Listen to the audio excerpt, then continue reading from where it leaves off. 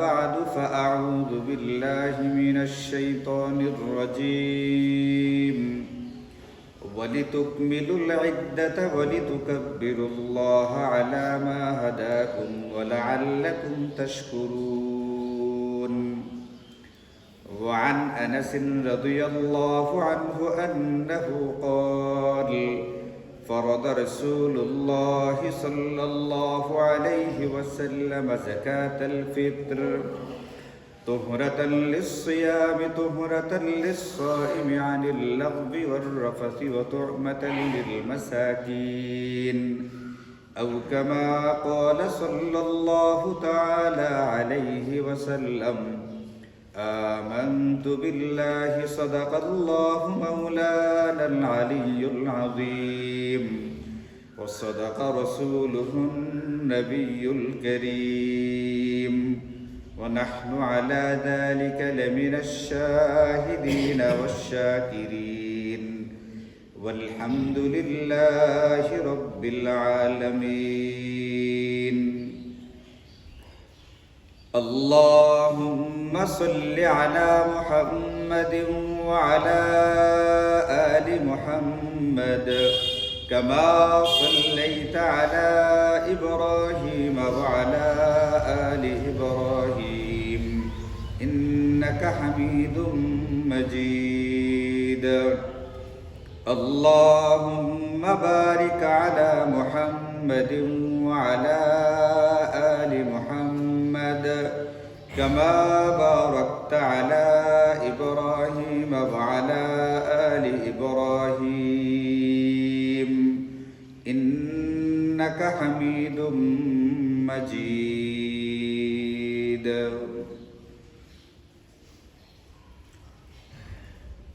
الحمد لله আল্লাহ পাকের অশেষ মেহেরবানিতে আমরা একটি মহাবরকতপূর্ণ মাসের শেষ পর্যায়ে আছি। একেবারে সময় যত দ্রুত শেষ হচ্ছে, আমাদের এই মহাবরকতপূর্ণ মাসের এবং অবশিষ্ট সময়টুকুর কদর করাটা তত বেশি জরুরি হয়ে গেছে। আমরা রমজানের শুরু থেকে শুরু আসছি, মানে রমজান হচ্ছে ইবাদতের বসন্তকাল। বিভিন্ন রকমের বৈচিত্র্যময় ইবাদত আল্লাহ পাক আমাদেরকে এই রমজানে দিয়েছিলেন। আমাদের জিন্দেগির সবচেয়ে কাঙ্ক্ষিত বস্তু যেটা মাগফিরাত, আল্লাহ পাকের পক্ষ থেকে মাগফিরাত এবং আল্লাহ পাকের সন্তুষ্টি, রিদওয়ান, এই দুটো জিনিসকে হাসিল করে নেওয়া। এই দুটো জিনিস হাসিলের যে চেষ্টা আমাদের চলছিল, এই চেষ্টা এই আজকে সূর্যাস্তর সঙ্গে সঙ্গেই শেষ, ব্যাপারটা এরকম না। কারণ আমাদের মাগফিরাতের ঘোষণাটা হবে ঈদুল ফিতরের মাঠে ঈদের নামাজ আদায় করার পরে। এখন কোনো ব্যক্তি যদি চিন্তা করে আজকে সূর্যাস্তের সময় ইফতারের মধ্য দিয়ে মাহে রমজানের সমাপ্তি ঘটল এবং শাওয়াল মাসের সূচনা যেহেতু হয়ে গেছে, কাজে আমরা যে বরকতের মধ্যে ছিলাম সেটারও বোধহয় সমাপ্তি ঘটে গেছে, তাহলে ভুল হবে ব্যাপারটা। সূর্যাস্তের মাধ্যমে মাহে রমজানের সমাপ্তি ঘটবে ঠিক আছে, কিন্তু মাহে রমজানে আমরা যে বিষয়টার ভিতরে ছিলাম, এই বিষয়টার চূড়ান্ত যে ফলাফল বা রেজাল্ট যেটা, এটা আগামী রাত্রি এবং পরের দিন ঈদুল ফিতর পর্যন্ত অপেক্ষা করতে হবে। এই জন্যে রমজানের পরে যে প্রথম রাত্রি, যেটা শাওয়ালের প্রথম রাত্রি, ঈদুল ফিতরের রাত্রি যেটা হয়ে থাকে, এটাকে আসমানে নাম দেওয়া হয়েছে লাইলাতুল জাইজা, প্রতিদান বা পুরস্কার প্রদানের রাত্রি। রাত্রিবেলায় পুরস্কার দেওয়া হবে, পুরস্কার ঘোষণা করা হবে আল্লাহ পাকের পক্ষ থেকে। ঈদুল ফিতরের দিন যারা ঠিকঠাক মতো রমজানের কদর করতে পেরেছে তাদের জন্য মাগফিরাতের ঘোষণা দেওয়া হবে। এখন যখন পুরস্কারের ঘোষণা দেওয়া হবে, আমি যদি এর আগেই লাগাম ছাড়া হয়ে যাই, তাহলে শেষ মুহূর্তে গিয়া, এটাকে বলে তীরের কাছে গিয়া তরি ডুবে যাওয়া, একবারে কাছাকাছি গিয়া নৌকাটা ডুবিয়ে ফেলার মতো অবস্থা হবে। ধরুন যে একজন ব্যক্তি বেশ কয়েকদিন পর্যন্ত একটা পুকুর পানি উঠাচ্ছিল, এটাকে সেচে পানিটাকে সরাইবার চেষ্টা করতেছিল, শেষ মুহূর্তে এখান থেকে সে মাছ ধরবে। তার একটা প্রচন্ড আশা হচ্ছে এই যে ডোবাটা, নালাটা বা পুকুরটা আছে, এখানে যথেষ্ট পরিমাণে মাছ আছে, আমি এটাকে যদি পানিটাকে উঠে ফেলতে পারি তাহলে শেষ মুহূর্তে আমি এখান থেকে প্রচুর পরিমাণে মাছ পাবো, এমন একটা আশা অন্তরে আছে। 1 মাস পর্যন্ত পানি উঠাইলো, কখনো বালতি দিয়া, কখনো এটা দিয়া, কখনো সেটা দিয়া। যখন পানি শেষ পর্যায়ে মাছ ধরার সময় কাছায় আসছে, উত্তেজনার আতিশয্যে কষ্ট শেষ হয়ে গেছে, পানি সব উঠাই ফেলছি, এখন শুধু মাছগুলো ধরবো আর হয় বাজারে নিব অথবা ঘরে নিব। এমন একটা মুহূর্তে আনন্দের আতিশয্যে যদি আবার ওই বাঁধ দিয়া পানিটাকে উঠাইছিল, ওই বাঁধ যদি আবার খুলে ফেলে সমস্ত পানি যদি এখানে ঢুকে পড়ে, এই ব্যক্তিরা যেরকম নিষ্ফল এবং ব্যর্থ হবে, কোনো ব্যক্তি মাহে রমজানে টুকটাক ইবাদত বন্দেগী করার পরে যদি অন্তত মাগফিরাতের ঘোষণার আগ পর্যন্ত লাগামহীন হয়ে যায়, এই ব্যক্তির অবস্থা ওই মাছওয়ালা ব্যক্তির মতো হবে, গোটা রমজানের সব ব্যর্থ হবে। এই জন্য আমাদের এখনো শেষ না, এখনো যথেষ্ট পরিমাণ সময় রয়ে গেছে, বাকি সময়টুকু যথাসম্ভব কাজে লাগানোর চেষ্টা করতে হবে। এবং সবচেয়ে বড় কথা হচ্ছে রমজানের সাথেই সংশ্লিষ্ট বেশ কিছু আমল এখনো বাকি রয়ে গেছে, রমজানের সাথেই সম্পর্কিত কিছু আমল বাকি রয়ে গেছে। এইগুলোর ভিতরে অন্যতম একটি হচ্ছে আজকের যে রাত্রিটা, লাইলাতুল ফিতরের যে রাত্রিটা, এই রাত্রিটা আমাদের কি করা লাগবে, কি করতে হবে।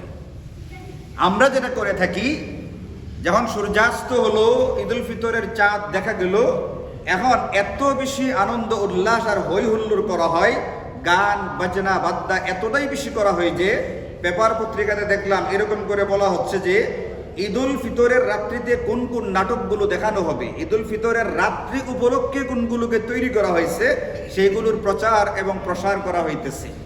এর মানে হচ্ছে রাত্রিটা থেকেই আমাদেরকে এক প্রকারের লাগামহীন, বলগাহীন নাফরমানের ভিতরে লাগিয়ে দেওয়ার জন্যে গোটা পৃথিবীর সমস্ত বেঈমানি শক্তিগুলো তাদের প্রস্তুতির সবটাই কাজে লাগাইতেছে। আর আমি চিন্তা না করে, ফিকির না করে, না ভেবে, না বুঝে আমি তাদের সেই প্রপাগান্ডা, তাদের সেই ফাঁদের ভিতরে পা দিয়ে নিজের সব কিছুকে ধ্বংস করে ফেলার চেষ্টা করতেছে। এই ভুলটা আমাদের করা যাবে না। হযরত রাসূল আরবি সাল্লাল্লাহু আলাইহি ওয়াসাল্লাম হাদিসে পাকের মধ্যে ইরশাদ করেন, মান কামা লাইলাতাইল ঈদাইন মুহতাসিবান লিল্লাহ, যে ব্যক্তি ঈদের 2 রাত্রিতে আল্লাহ পাকের কাছ থেকে পুরস্কার প্রাপ্তির আশায় রাত্রি 2টার ভিতরে ইবাদত বন্দেগী করবে। ইবাদত বন্দেগী যে কোনো নফল ইবাদত বন্দেগী হতে পারে, আর যদি কোনো ইবাদত করতে না পারে অন্তত নিজেকে, যেটা সরাসরি আল্লাহ রাসূলের নাফরমানি, এই কাজ থেকে অন্তত নিজেকে বাঁচিয়ে রাখবে। তাকে বৈশা ঈদুল ফিতরের রাত্রিতে 1 রাত্রির ভিতরে কুরআনুল কারীমের খতম করে ফেলতে হবে, 1 লক্ষ বার আল্লাহ জিকির করে ফেলতে হবে। এটা জরুরি না, এটা করতেই হবে এটা বলা হচ্ছে না। ঈদুল ফিতরের রাত্রিটাকে উদযাপন করতে বলা হচ্ছে, তুমি যতটুকু পারো করবা, অন্তত এতটুকু করবা তোমার দ্বারা, যাতে করে অন্তত ওই দিন রাত্রিবেলায় কোনো নাফরমানির কাজ সংগঠিত না হয়, না চোখের দ্বারা, না কানের দ্বারা, না মুখের দ্বারা। রমজানে আমাদের মুখটাকে বন্ধ রাখা হয়েছে, মুখের দ্বারা কোনো কিছু খাবার, পানীয় ইত্যাদি গ্রহণ করা, এটা যেরকম মুখটাকে বন্ধ রেখেছিলাম, মুখটাকে বন্ধ রাখার মাধ্যমে রোজাকে উদযাপন করেছিলাম, আমাদেরকে ইসলামী শরিয়া এটাও বলেছিল মুখের মাধ্যমে যেরকম কোনো জিনিস গ্রহণ করা বৈধ, এরকম ভাবে কান এবং নাক এবং আমাদের দৃষ্টিশক্তি যেগুলো আছে, এগুলোর মাধ্যমে আল্লাহ এবং তার রাসূলের নাফরমানি হয়, এমন কোনো জিনিস দ্বারা এইগুলোকে ব্যবহার করা, এটাও আমাদের জন্য নিষিদ্ধ ছিল। ঠিক অনুরূপভাবে ঈদুল ফিতরের যে রাত্রিটা, এটাও আমাদের জন্য বলগাহীন, লাগামহীন যে কোনো কিছু করার মতো সুযোগ আমাদের জন্য নেই। নবীজি সাল্লাল্লাহু আলাইহি ওয়াসাল্লাম ইরশাদ করেন, তুমি রাত্রিটাকে ইবাদতের মাধ্যমে উদযাপন করো, অন্তত তুমি নিজেকে গুনাহ থেকে হেফাজত করো। বৈধ আনন্দ করবে, কোনো অসুবিধা নেই, বৈধ আনন্দ করা এটা শরীয়তে সিদ্ধ, এটা শরীয়তে বৈধ, এটা ইসলাম অনুমোদন করে দিয়েছে, কিন্তু গুনাহ থেকে নিজেকে হেফাজত করো। তাহলে কি হবে? লাম ইয়ামুত কলবুহু ইয়াওমা তামুতুল কুলুব, যেদিন পৃথিবীর সমস্ত মানব জাতির অন্তরগুলো ভীত সন্ত্রস্ত থাকবে, আতঙ্কিত থাকবে, শঙ্কিত থাকবে, পেরেশান থাকবে, ওই দিন অন্তত ঈদুল ফিতরের রাত্রিতে যে গুনাহ করে না, এই ব্যক্তিরা পেরেশানি মুক্ত থাকবে। ওই দিনটা কোনটা? ওটা হচ্ছে কিয়ামতের দিন। কিয়ামতের দিনের ভয়াবহতা কি হবে, এটার বিভীষিকাময়ী যে অবস্থাগুলো, তার কিছুটা ঝলক আল্লাহ তার কুরআনের মধ্যে নবীজি সাল্লাল্লাহু আলাইহি ওয়াসাল্লাম হাদিসে পাকের মধ্যে আমাদেরকে দেখিয়েছেন। যেমন সূরাতুল হজ এর প্রথম আয়াতে আল্লাহ তাআলা বলেন, ইন্না জালজালাতাস সাআতি শাইউন আযীম, কিয়ামতের দিন যে কম্পনটা হবে একটা ভয়াবহ ব্যাপার। আল্লাহ বলছেন শাইউন আযীম, একটা ভয়াবহ ব্যাপার। আল্লাহ বলছেন এটা, যে বলেন আল্লাহ তো মহান, আল্লাহ যে জিনিসটাকে বিশাল বলতেছেন, ভয়াবহ বলতেছেন, সেটা আমাদের বেলায় কি দশা হবে? আমরা তো 5.5 6 মাত্রার ভূমিকম্প হলেই হই হুল্লোড় করে বিল্ডিং ভাঙছে না, কিন্তু নামতে গিয়া হই হুল্লোড় করে পারাত করে মারা যায়। তো যে জিনিসটাকে আল্লাহ বলছেন ভয়াবহ, কি অবস্থা হবে? পরের আয়াতে আল্লাহ বলেন যে তাযহাবু কুল্লু মুরদিআতিন আম্মা আরদাআত, ওই দিন যদি কোনো নারী গর্ভবতী থেকে থাকে, ওই নারীর গর্ভপাত করবে, সন্তান পেট থেকে বের হয়ে আসবে। ওই দিন যে মা তার বাচ্চাকে দুধ পান করায়, বাচ্চাকে দুধ পান করাইতে হবে, এই ব্যাপারটা সে ভুলে যাবে ভয়াবহতার কারণে। আবার একটা কঠিন দিনে যারা পেরেশান মুক্ত থাকতে চায়, যারা নিশ্চিন্ত থাকতে চায়, তাদের জন্য আল্লাহ এবং তার রাসূলের পক্ষ থেকে হিদায়াত দেওয়া আছে, নির্দেশনা দেওয়া আছে। ঈদের দিনের রাত্রি যেগুলো আছে, এইগুলোর ভিতরে যতটুকু বড় ইবাদত বন্দেগী করো, অন্তত নিজেকে নাফরমানি থেকে, সকল প্রকার গুনাহ থেকে রক্ষা করার সর্বোচ্চ সতর্ক থাকতে হবে, চেষ্টাটুকু করতে হবে। এটা আল্লাহ এবং তার রাসূলের পক্ষ থেকে আমাদের জন্য নির্দেশনা।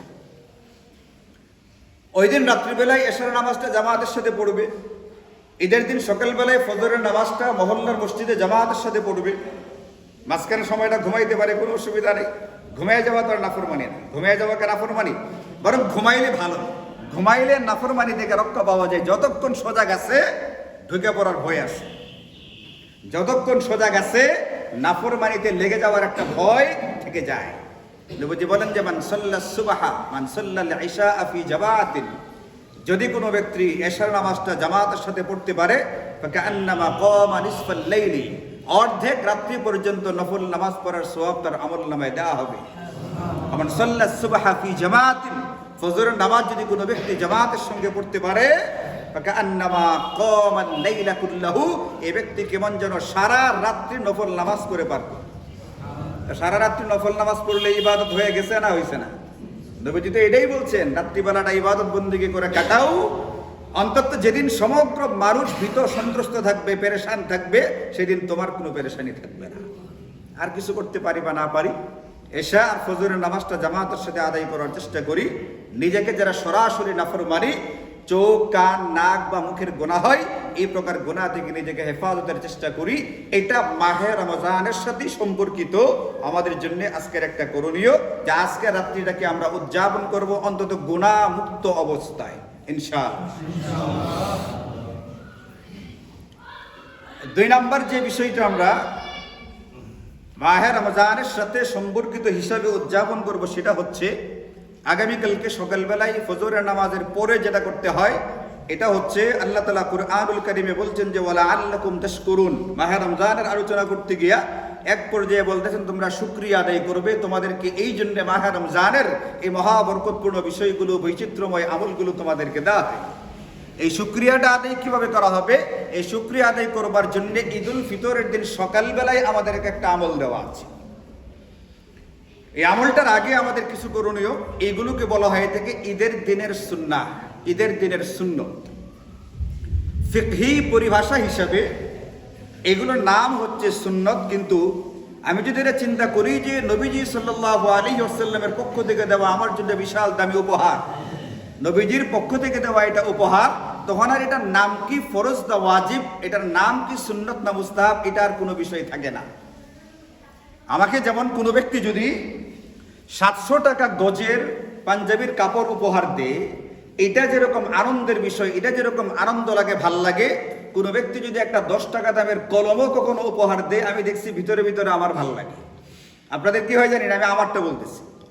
আমাকে যদি কোনো ব্যক্তি 10, এরকমও হয়েছে, কলম দিচ্ছে, পাঞ্জাবির কাপড় দিচ্ছে, বিভিন্ন সময় মেসওয়াক দিচ্ছে, খুব হালকা হালকা উপহার, খুব স্বল্প মূল্যের, কিন্তু আমি দেখছি ভিতর থেকে আমার খুব ভালো লাগছে। ঢাকা থেকে আইসা ছোট্ট একটা আতরের কৌটো দিচ্ছে, একেবারে ছোট।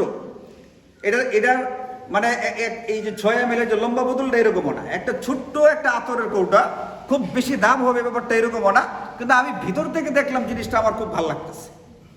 তা আমি একটা ছোট্ট উপহার পাইলে, কম দামে একটা উপহার পাইলে যেখানে আমার ভালো লাগে, আনন্দ লাগে, দামি জিনিসটা যেরকম আনন্দের, কম দামিটাও যদি আনন্দের হয়, আমি যদি চিন্তা করি ফরজ আর ওয়াজিবটা যেরকম আল্লাহ এবং তার রাসূলের পক্ষ থেকে দেওয়া উপহার, এইটা যেরকম আমার জন্য দামি, সুন্নত আর মুস্তাহাব যদি হয়ে থাকে ওইটাও আল্লাহ এবং তার রাসূলের পক্ষ থেকে দেওয়া উপহার, কাজে আমি চিন্তা করলে আমার জন্য সেটাও একটা দামি ব্যাপার।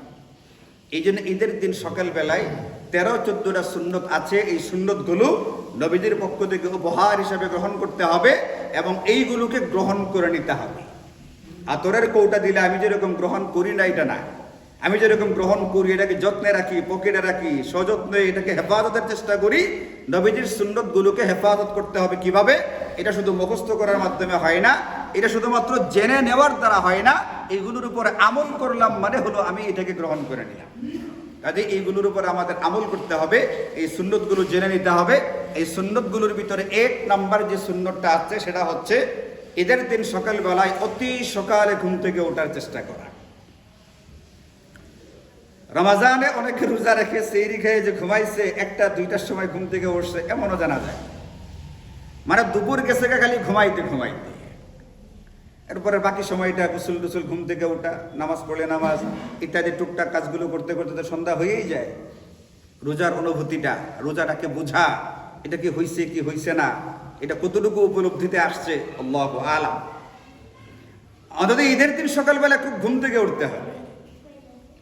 এরপরে ফজরের নামাজটা স্থানীয় মসজিদে জামাতের সাথে আদায় করতে হবে। একটু আগে গেছে, ফজরের নামাজ জামাতের সাথে পড়বে, সারা রাত্রি নফল নামাজ পড়ার সওয়াব তার আমলনামায় লিখে দেয়। এরপর ফজরের নামাজের পরে আমাকে যেটা করতে হবে, ঈদুল ফিতরের নামাজের জন্য প্রস্তুতি নিতে হবে। এই প্রস্তুতির জন্য যে কাজগুলো করতে হয় এইগুলোকে ভিন্ন ভিন্ন একটা সুন্নত হিসেবে নবীজির পক্ষ থেকে স্বীকৃতি দেওয়া হয়ে গেছে। কাজটা আমি আমার প্রাকৃতিক প্রয়োজনেই করি, আমার ব্যক্তিগত দরকারই করি, কিন্তু এরপরেও ঈদের দিন সকালবেলায় এইগুলোকে আমল হিসাবে, ইবাদত হিসেবে ঘোষণা দেওয়া হয়েছে এবং এইগুলোর বিনিময়ে প্রচুর পরিমাণের নেকি আর পুরস্কারের ঘোষণা দেওয়া হয়েছে।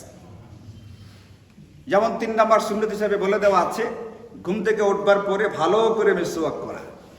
আচ্ছা বলেন, ঘুম থেকে ওঠার পরে ব্রাশ আমরা কে না করি? নিজের প্রয়োজনেই তো করি, নিজের দরকারই তো আমরা মুখটাকে পরিষ্কার করি। কিন্তু ওই দিন বলে দেওয়া আছে না, তুমি ব্রাশ করবা, তুমি মিসওয়াক করবা, মিসওয়াকের মাধ্যমে মুখটাকে পরিষ্কার করবা, এটা সুন্নতের নিয়তি করো মুহতাসিবান লিল্লাহ, আল্লাহ পাকের পক্ষ থেকে সওয়াব পাওয়ার আশায় কাজটা করতে হবে।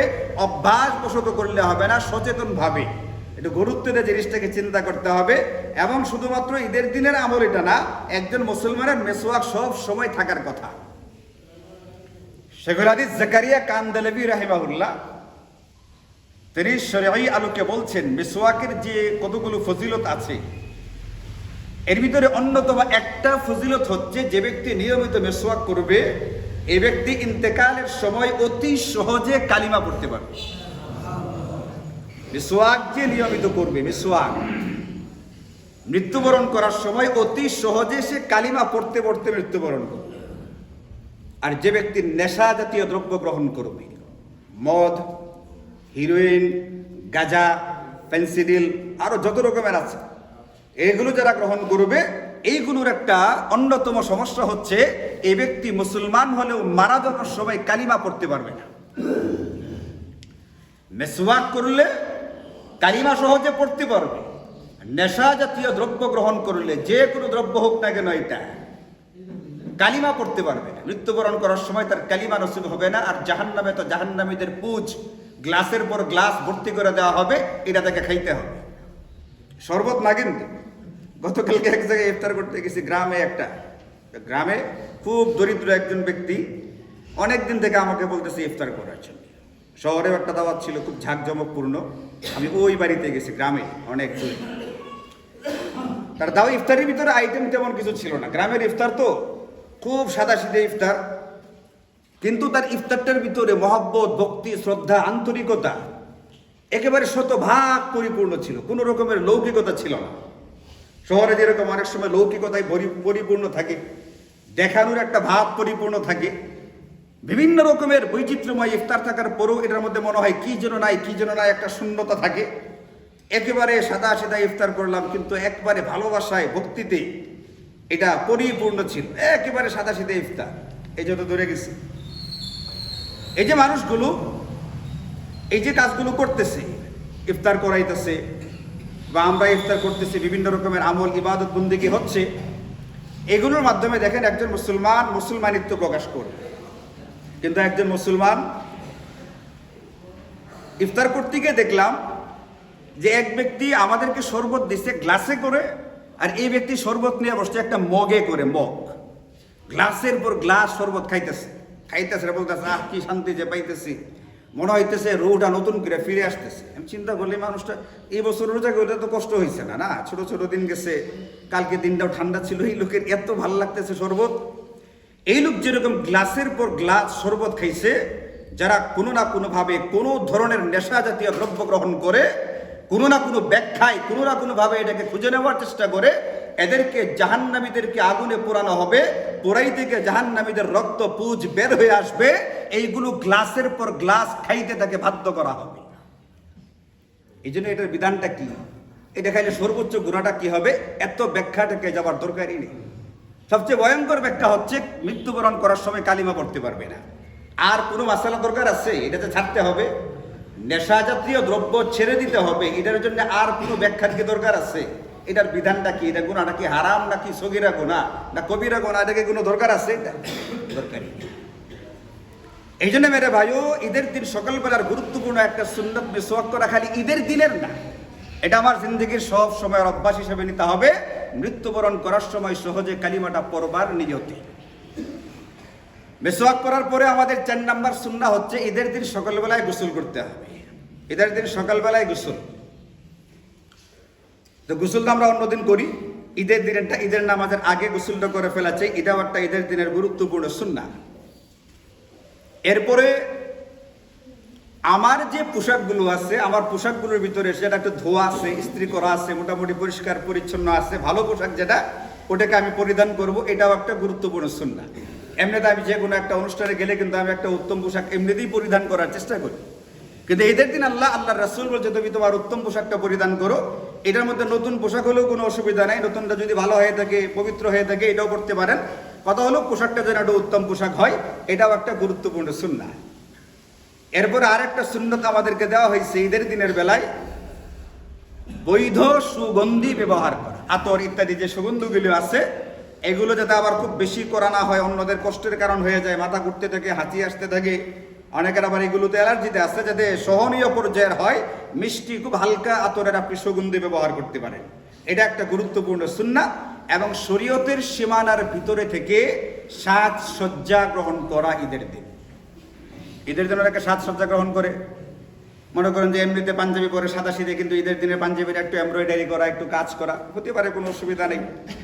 এরকম ভাবে যদি সে একটু চায় যে এই দিন একটু আভা কাভা পরবো, সৌদি আরবে পরে না বোরকার মতো একটা জিনিস, সে যদি এই দিনে পরিধান করতে চায় সাজসজ্জা হিসেবে, এই জন্য বলছি বৈধ সাজসজ্জা। ঈদের দিন হুজুর সাজসজ্জা করতে বলছেন, এই জন্য হাতে ব্রেসলেটের নামে চুরি করে ফেলছে, এই বৈধতার কথা পুরুষদের জন্য বলা হয়নি। আপনি যদি মনে করেন যে গলায় একটা স্বর্ণের চেইন করে ফেলে ছেলে হিসাবে, এটা আবার শরীয়তে বৈধ না, একবারে ভয়ঙ্কর রকমের গুনাহ এটা আবার করা যাবে না। বৈধ সাজসজ্জা গ্রহণ করা, এটা হচ্ছে ঈদের দিনের একটা গুরুত্বপূর্ণ সুন্নাহ। এখন পর্যন্ত যে কয়েকটা সুন্নত বললাম, এর ভিতরে একটি হচ্ছে মিসওয়াক করা, একটি হচ্ছে গোসল করা, একটা হচ্ছে সাজসজ্জা বৈধ যেটা সেটা গ্রহণ করা, এবং বৈধ সুগন্ধি ব্যবহার করা। এগুলোর মূল মাকসাদটা, মূল হ্যাকপটটা কি, পিছনের কারণ থেকে কেন এটা দেওয়া হইলো, এটা বলে দেওয়া আছে যাতে করে তোমার দ্বারা অনিচ্ছাকৃতভাবেও অন্য কোনো মুসলমান কষ্ট না পায়।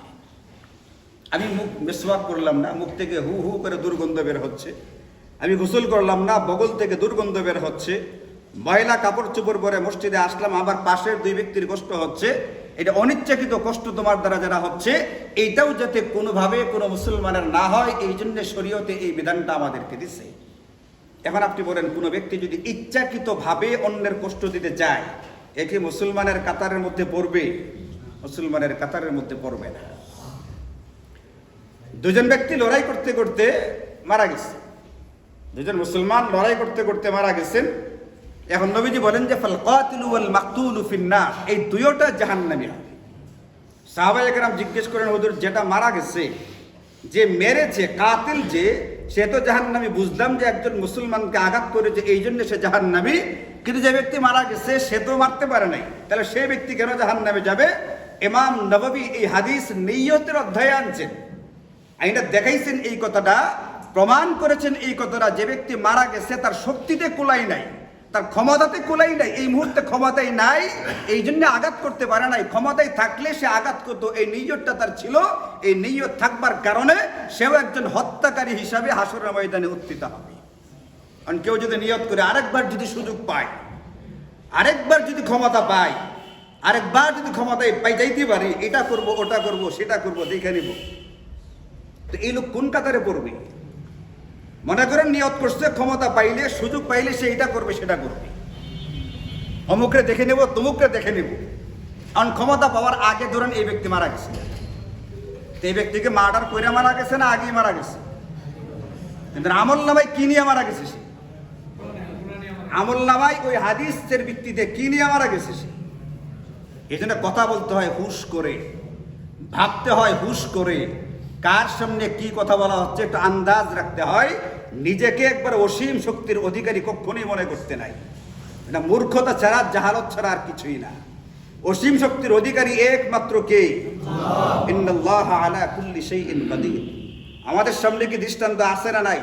অসীম শক্তিওয়ালারা নিশ্চিহ্ন হয়ে গেছে, পায়ের তলে মাটি নাই।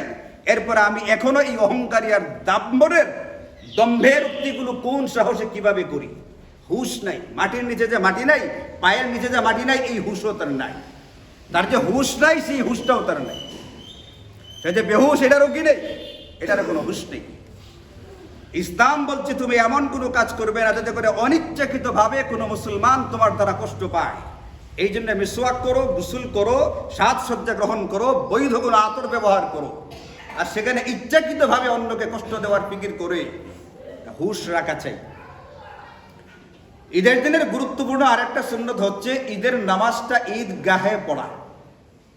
ঈদের নামাজ পড়া হবে হয় ঈদগাহে, নয়তো উন্মুক্ত কোনো খোলা মাঠে, যাতে সবাই দেখতে পারে। মুজাহারা বলে এটাকে, দেখবে সবাই। এটা সব সময় ঘরের ভিতরে এসির মধ্যে নামাজ পড়বে, সেটা ঠিক আছে। 5 ওয়াক্ত নামাজ পড়া যেতে পারে, 5 ওয়াক্ত নামাজের জন্য মসজিদে দেওয়া আছে, কিন্তু ঈদের নামাজ ঈদগাহে পড়া এটা একটা গুরুত্বপূর্ণ সুন্নাহ। আর ঈদের নামাজ পড়তে গিয়ে যারা করতে হবে আমাদেরকে, ঈদের দিন সকাল সকাল ঈদগাহে চলে যাওয়ার চেষ্টা করতে হবে, দেরি করা যাবে না। খুতবাটা হোক, এরপরে কোনো ক্রমে গিয়া নামাজটা না, ঈদের মধ্যে তো খুতবা আবার নামাজের পড়ে, ওই খুতবার চিন্তা করে নামাজই পাবে না। আর ঈদের দিন তো খুতবার চিন্তা করে নামাজ পাবে, ঈদের খুতবা তো নামাজের পড়ে, এই জন্য আবার নামাজের চিন্তায় যেতে হবে। এই জন্য শরীয়তের একটা সুন্নত হচ্ছে ঈদগাহে আগে আগে যাও। এখন ঈদুল ফিতরের নামাজটা যেটা, এটা যদি ঈদুল ফিতর হয়ে থাকে ঈদের নামাজ যেটা, তাহলে এই দিন আবার সকালবেলার একটা গুরুত্বপূর্ণ সুন্নত হচ্ছে এটা, মিষ্টি জাতীয় কোনো দ্রব্য কিছু একটা মুখে দিয়া তারপরে দেবে। এটা খেজুর হতে পারে, মিষ্টি জাতীয় যে কোনো জিনিস হতে পারে, পিণ্ডে হতে পারে, পায়েস হতে পারে, সেমাই হতে পারে, একটা কিছু হলেই হলো। যদি খেজুর থেকে খেজুর দিয়ে খেতে পারেন আপনি, একটা মিষ্টি জাতীয় কোনো কিছু খেয়ে তারপরে ঈদগাহের দিকে রওনা হওয়া। ঈদগাহে পৌঁছার পূর্বে আপনার সাদাকাতুল ফিতর যদি বাকি থেকে থাকে, এটাকে অবশ্যই আদায় করে দেওয়ার চেষ্টা করেন। সাদাকাতুল ফিতর সম্পর্কে রমজান আলোচনা করেছি, এখন তো সময় শেষ, আলোচনার সুযোগ নেই কাদের উপরে এটা ওয়াজিব হয়। মূলত এটা ওয়াজিব হয় ঈদের দিন সকালবেলায়। যে ব্যক্তির কাছে এই বছরের হিসাব অনুযায়ী 2,30,000 টাকার অতিরিক্ত সম্পদ আছে, এই ব্যক্তির উপরে ফিতরা ওয়াজিব হয়ে গেছে। এখন ধরেন রমজানে একজন ব্যক্তি দরিদ্র ছিল, অতি দরিদ্র মনে করে ধনী ব্যক্তিরা তারা প্রচুর পরিমাণে দান খয়রাত করছে।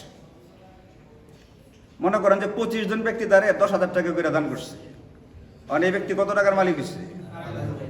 তার ঈদের দিন এই ফকিরের উপর ফিতরা ওয়াজিব হয়ে গেছে। ফিতরা মূলত ওয়াজিব হয় ঈদের দিন সকালবেলায়, বুঝছেন? মূলত এটা ওয়াজিব কোন দিন হয়?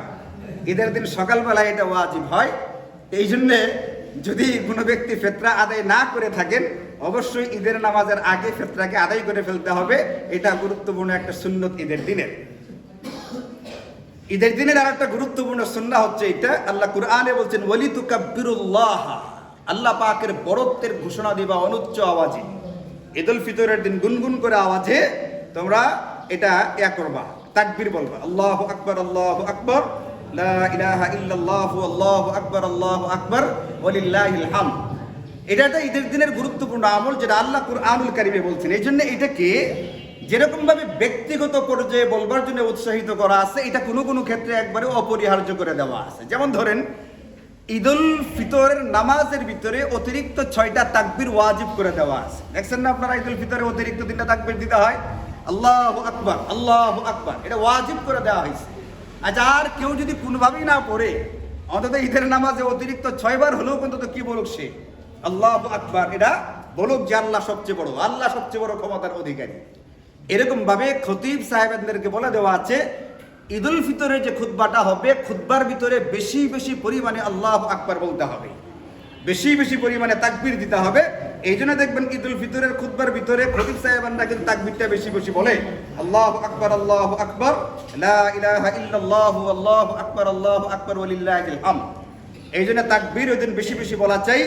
এটা সম্পর্কে উলামায়ে কেরাম বলছেন যে এটা ঈদের রাত্র যখন শুরু হয়, মানে আজকে সূর্যাস্ত থেকেই তাকবীর বেশি বেশি পড়া চাই, একবার ঈদের নামাজের আগ পর্যন্ত। এই আমলটা আমাদের উপর একটা গুরুত্বপূর্ণ আমল। আল্লাহ বলছেন ওয়ালি তুকাব্বিরুল্লাহ, তাকবীর বেশি বেশি বল। এই জন্য আজকে সন্ধ্যার পর থেকে আমাদের যে বিষয়গুলো পড়া হবে ঈদুল ফিতরের নামাজের আগ পর্যন্ত, তাকবীরটা ইনশাআল্লাহ বেশি বেশি পড়বেন আপনারা, আল্লাহু আকবার। শুধু এই তাকবীরটা আজকে বেশি বেশি পড়া হবে, আল্লাহু আকবার, আল্লাহু আকবার, এতটুকু পড়া যাবে না ইনশাআল্লাহ। এই ব্যক্তিরা যদি, কোনো ব্যক্তি যদি আল্লাহু আকবার বেশি বেশি বলতে পারে, তার দিলের ভিতরে আল্লাহ পাকের বরত্ব যদি ঢুকাইতে পারে, তাহলে আমি কিছু হইলে কিছু করে বলবো, এই ভাবটাই কেটে যাবে ইনশাআল্লাহ। এই আমি ভাবটা কি হয়ে যাবে ইনশাআল্লাহ, ইনশাআল্লাহ কেটে যাবে। এটা কাটানো দরকার না, দরকার না। মারাত্মক রোগ, একটা ভয়ঙ্কর রকমের আত্মার রোগ এটা, আমি এটা। এই জন্য তাকবীর বেশি বেশি বলা, এটা ঈদের দিনের গুরুত্বপূর্ণ সুন্নাহ ইনশাআল্লাহ।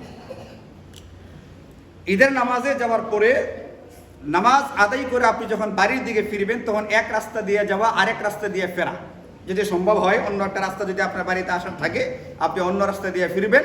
এবং ঈদুল ফিতরে যাওয়ার সময় আপনি পায়ে হাইটে হাইটে যাবেন। আমরা আশেপাশে যদি কোনো ঈদগাহে নামাজ পড়ে ইনশাআল্লাহ পায়ে হাইটে যাওয়ার চেষ্টা করব। তাকবীরটা বলতে বলতে যাব, গল্প করতে করতে না। পরে ঈদুল ফিতর পরে আসার সময় গল্প করতে করতে আসবো ইনশাআল্লাহ।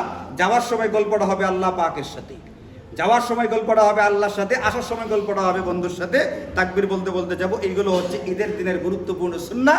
এই সুন্নাতগুলো মনে করে ইনশাআল্লাহ আমল করার চেষ্টা করব। আল্লাহ পাকের তৌফিক আমাদেরকে সকলকে দান করুন। ঠিক আছে না ইনশাআল্লাহ? আর বাকি আরো কিছু আলোচনা আছে ইনশাআল্লাহ, সামনে আরো সুযোগ আছে। ঈদুল ফিতরের মাঠের বয়ান আছে, তারপরে আগামী শুক্রবার আছে, তখনও করলে হবে। আল্লাহ পাকের তৌফিক হলে, হায়াত থাকলে আলোচনা করা হবে। আজকে যতটুকু আলোচনা করা হলো, আল্লাহ পাক যেন আমাদেরকে এইগুলোর উপর আমল করার তৌফিক দান করেন। অন্তত আজকের রাত্রিটা সকল প্রকার নাফরমানি থেকে নিজেকে হেফাজতের চেষ্টা করব।